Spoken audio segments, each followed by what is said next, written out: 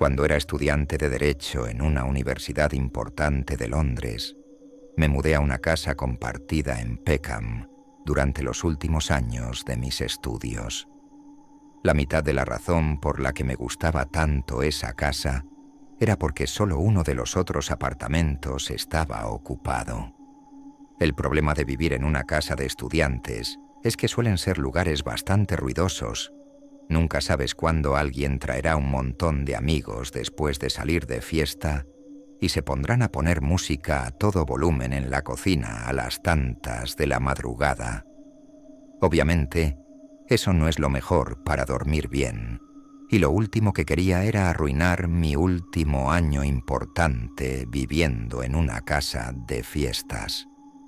Así que con la ayuda de algunos amigos cercanos, me mudé una mañana con todas mis cosas, con la intención de subir a saludar a la única otra persona que vivía en la casa, en el piso de arriba.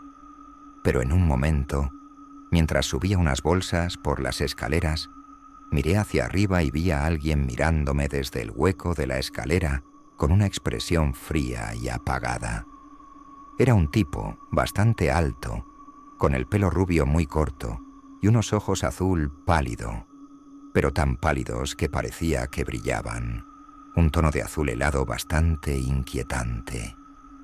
Le dije, «Hola», de la forma más amigable que pude, pero en vez de responder, se quedó mirándome unos segundos antes de echarse lentamente hacia atrás y desaparecer en su apartamento, cerrando la puerta de un golpe.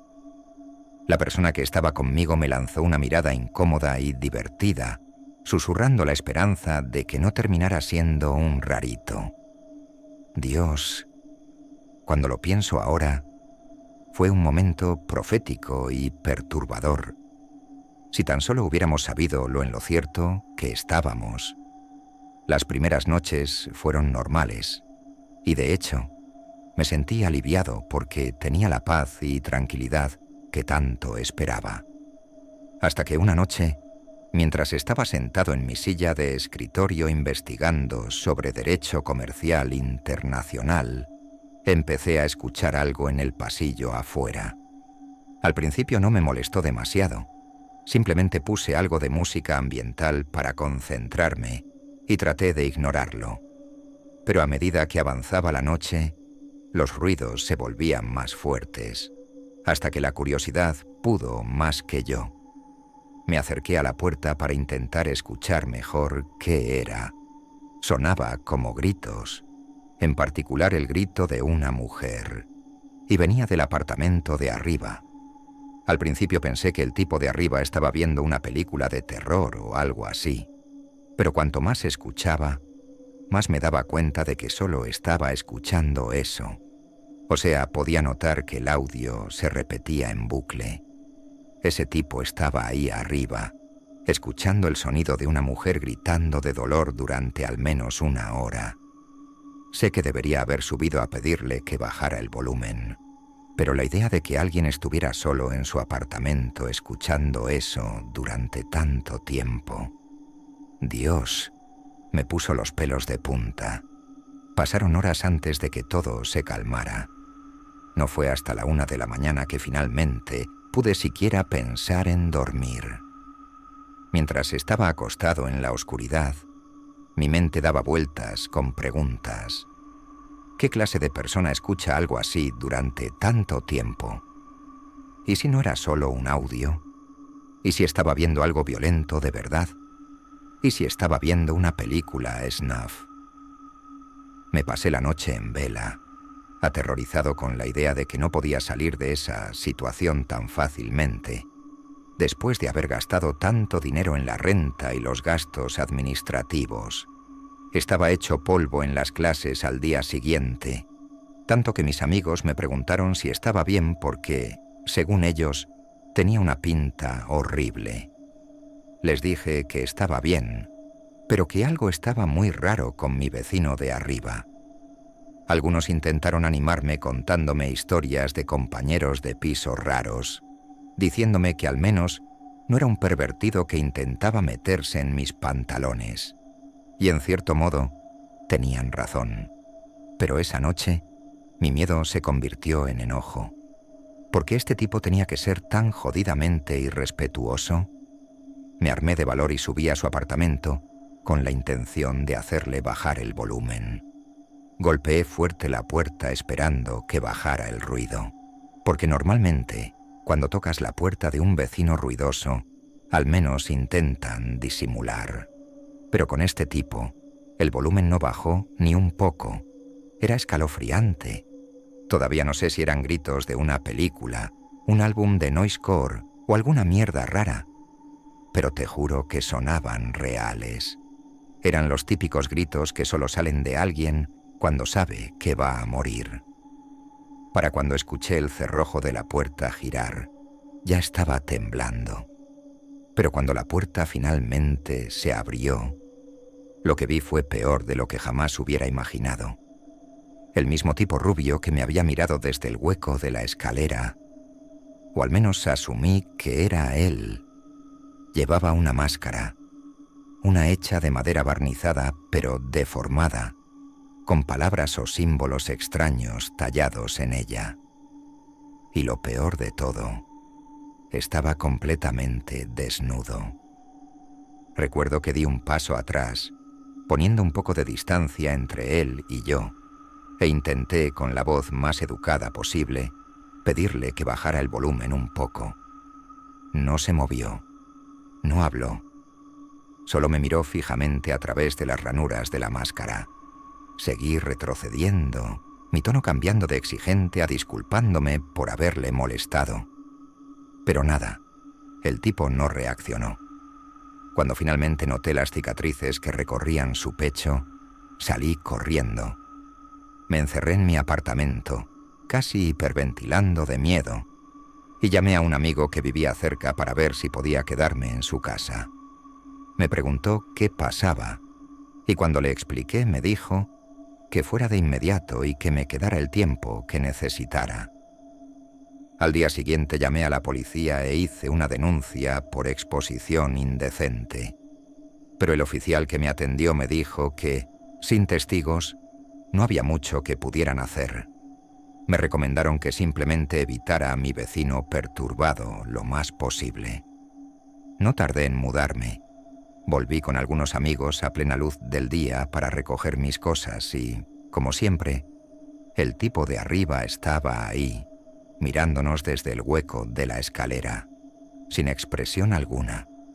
Después de eso, entendí por qué los otros apartamentos estaban vacíos.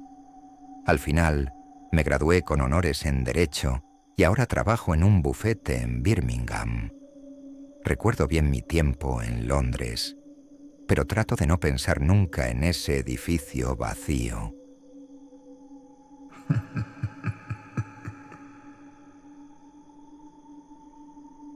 Cuando era niño, mi familia y yo vivíamos en un barrio súper religioso en Utah. Sé que la razón principal por la que nos mudamos ahí era para tener tranquilidad y seguridad. Aunque nuestra familia no era súper religiosa, igual íbamos a la iglesia los domingos y cosas así.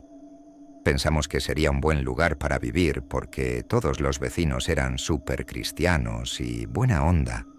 Y sí, todos eran súper amables, pero algunas personas eran rarísimas, como la familia que vivía justo a la derecha de nuestra casa. En apariencia, eran una familia súper tranquila y buena gente, y supongo que en muchas cosas lo eran, pero en otras eran simplemente aterradores. Por ejemplo, la primera vez que vinieron a visitarnos después de que nos mudamos, toda la familia vino a cenar. Todo iba bien, aunque casi ni podíamos hablar con los hijos de los vecinos. No tenían tele en su casa, así que la mitad de las cosas que mi hermana y yo mencionábamos les pasaban de largo. Pero bueno, igual eran muy amables y, al final, no necesitas una tele para divertirte en un trampolín, ¿no? En medio de la cena, mientras los adultos charlaban y todos estábamos disfrutando la lasaña casera que hizo mi mamá, uno de los niños empezó a balbucear algo. Pensé que estaba teniendo un ataque o algo así. Empezó a decir una palabra larguísima, súper rápido, pero no en otro idioma ni nada, solo era un montón de sonidos sin sentido. Recuerdo que mi papá se levantó de la mesa para agarrar un bolígrafo o algo, por si el niño estaba teniendo una convulsión, y le preguntó al papá del niño: «Oye, ¿tu hijo está bien?» Y no lo culpo, porque la cara del niño estaba toda tensa, como si estuviera sintiendo algún tipo de dolor. Pero en vez de levantarse a ver qué pasaba, la mamá del niño juntó las manos como si estuviera orgullosa, mientras el papá levantó las manos al techo y empezó a decir: «Alabado sea Dios, porque estamos bendecidos».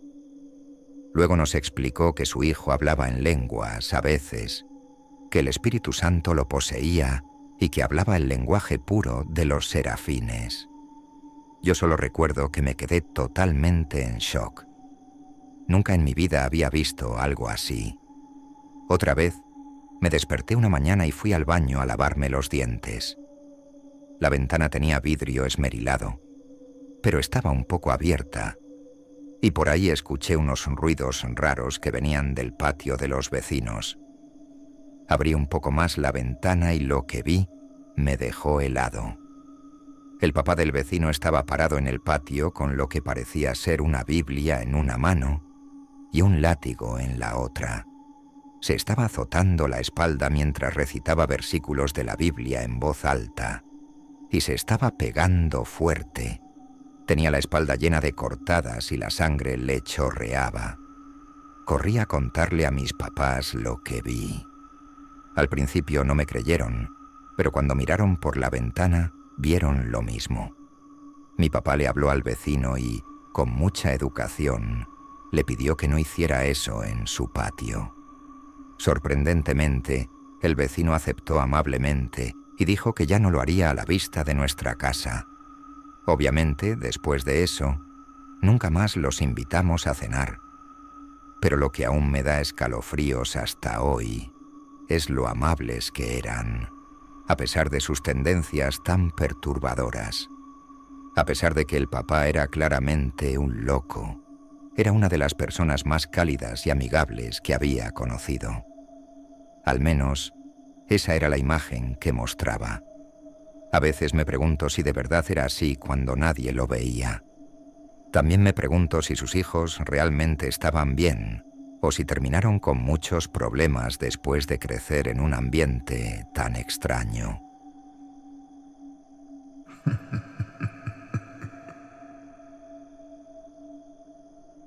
Soy de una ciudad en el noroeste de mi país llamada Nagara Nunes.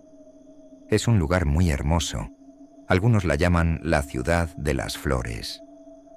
Amo Gara Nunes, pero ya no puedo vivir allí. Hay demasiados malos recuerdos para mí, y además, la gente me acusa de algo de lo que soy completamente inocente. Verás, hace 8 años vivía al lado de una familia llamada Los Negromantes. Parecían muy buena gente, pero no tenían mucho dinero, ya que el hombre de la casa, Jorge, no podía encontrar trabajo por alguna razón. Se decía en el barrio que Jorge no podía trabajar debido a una enfermedad, pero lograba mantener a su familia haciendo y vendiendo pasteles a los vecinos, incluido yo. Jorge hacía las mejores empadas y salgados, unos pasteles tradicionales brasileños que a todos nos encantaba comer. Más de una vez lo encontré tocando a mi puerta con una bandeja llena de esas delicias a la venta. Eran muy baratos y deliciosos, y sé que no era el único en el vecindario que los compraba regularmente. Se sentía bien poder ayudarlo a mantener a su familia de esa manera. Algunas personas decían que Jorge tenía problemas mentales, pero para mí era evidente que también tenía algún problema físico. A veces, cuando venía a mi apartamento, empezaba a reírse de la nada, como si hubiera escuchado un chiste que solo él podía entender. Otras veces, su brazo temblaba mientras sostenía la bandeja con las empadas para que yo las viera. Un día, mientras me mostraba sus pasteles, empezó a sangrar por la nariz y la sangre cayó sobre la bandeja. Se disculpó muchísimo y parecía muy nervioso cuando se alejó de mi puerta. Pero cuando le aseguré que todo estaba bien y le deseé que se mejorara, soltó una carcajada aguda mientras desaparecía por la esquina. Jorge tenía sus cosas raras, pero la verdad es que me daba lástima y hasta lo admiraba por su esfuerzo en mantener a su familia de esa manera, trabajando duro haciendo comida deliciosa. Pero un día volví del trabajo y vi varios autos de policía frente a la casa de los Negromantes. Todo el vecindario había salido de sus casas para ver qué estaba pasando, y nos quedamos en shock cuando llegó un equipo forense. Esos policías que usan trajes blancos y máscaras, los que buscan restos humanos cuando hay un asesinato. Se rumoreaba de todo, pero no tuvimos que esperar mucho para saber la verdad. Las fotos estaban en todos los periódicos al día siguiente, y la historia se contaba en las noticias de radio y televisión. Habían encontrado restos humanos en el patio de la familia, y fueron identificados como los de una joven sin hogar llamada Jessica, que había desaparecido hace un tiempo. Las noticias decían que los Negromantes la habían atraído a su casa con la mentira de que buscaban una niñera para su hijo pequeño, pero en realidad la habían asesinado y enterrado en el patio. Todos estábamos horrorizados, pero con el tiempo salieron a la luz cosas aún más perturbadoras sobre los asesinatos. Recuerdo el día en que la policía dio una conferencia de prensa con periodistas de todo el país. Dijeron que habían encontrado un libro de 50 páginas escrito por Jorge, titulado Revelaciones de un esquizofrénico. En el libro decía que escuchaba voces en su cabeza que le decían que debía matar mujeres, que todo formaba parte de un ritual satánico de purificación y que tenía un plan para purificar el mundo y reducir la población. Eso ya era perturbador de por sí, pero en las semanas siguientes lo que supimos fue aún peor. Los forenses analizaron toda la casa de los Negromantes y encontraron rastros de tejido humano en los utensilios de cocina de la familia. Además, descubrieron que faltaban grandes trozos de carne en los cuerpos enterrados en el patio. La policía llegó a una sola conclusión. La familia estaba cocinando y comiendo la carne de las mujeres que asesinaban. Pero lo más escalofriante fue cuando empezaron los rumores de que no solo practicaban el canibalismo, sino que vendían la carne en las empadas y salgados a la gente del vecindario. Fue un shock absoluto. Yo mismo había comprado y comido sus pasteles muchas veces. Y no solo me los comí, sino que me parecían deliciosos. Recuerdo estar sentado en mi sofá viendo la televisión cuando escuché la noticia. La habitación comenzó a dar vueltas. Me quedé completamente en shock, incapaz de procesar la información. Y en un solo momento de puro horror, todo se volvió claro para mí. Había comido carne humana sin saberlo. Corrí al baño y vomité violentamente. Todo eso ya era suficientemente traumático, pero lo peor estaba por venir. La gente comenzó a decir que todo el vecindario formaba parte de un culto satánico, que sabíamos lo que estábamos comiendo y que lo hicimos a propósito. Personas de toda la ciudad vinieron hasta nuestro barrio para acosarnos, llamándonos caníbales y diciéndonos que no éramos bienvenidos en Garanunes. Una noche, alguien dejó una nota anónima en mi puerta que decía que me matarían en venganza si no me iba de la ciudad. No quise arriesgar mi vida, así que me fui. Me mudé a una ciudad costera muy lejos de Garanunes, donde ahora vivo completamente solo. Desde entonces, no como carne. Ahora soy vegetariano, porque el solo sabor de la carne me trae recuerdos horribles y me hace vomitar al instante. Ahora entiendes por qué no quiero decir mi nombre ni dar detalles sobre dónde vivo. Tengo miedo de que alguien me encuentre y busque venganza por los terribles crímenes de Jorge Negromante. Pero juro por Jesucristo que no sabía lo que estaba comiendo. Si lo hubiera sabido, jamás lo habría comido y lo habría denunciado a la policía. Así que, por favor, aunque creas conocer a tus vecinos, pregúntate a ti mismo: ¿realmente sé quién vive al lado de mi casa? ¿Realmente sé lo que hacen detrás de puertas cerradas? Porque algunos de nosotros no lo supimos hasta que ya era demasiado tarde.